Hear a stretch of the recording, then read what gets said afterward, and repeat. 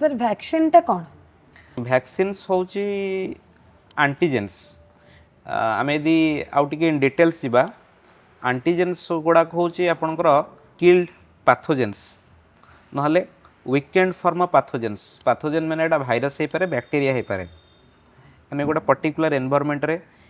bacteria कि virus ताको either live form रे हो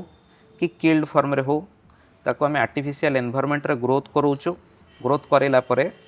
ताकू कौन करुना इन ए प्रॉपर वे स्टोर कलापर आम ताकू बॉडी रे ताकू इंजेक्ट करचु ता फायदा कौन वैक्सीन्स रे थारे बॉडी को इंजेक्ट होला परे जो एंटीजेन्स गुड़ाक जो अच्छी एमाने बॉडी रे कौन करना एंटीबॉडी क्रिएट करते जोटा आमको डिजीज रे प्रोटेक्शन दिए एथरू आउ गोटे क्वेश्चन अराइज होचे जे आम देह को जब आमको गोटे किसी डिजीज होची धरतु आमको टाइफॉइड होची धरतु आमको निमोनिया होची धर आम मिलेमिला होची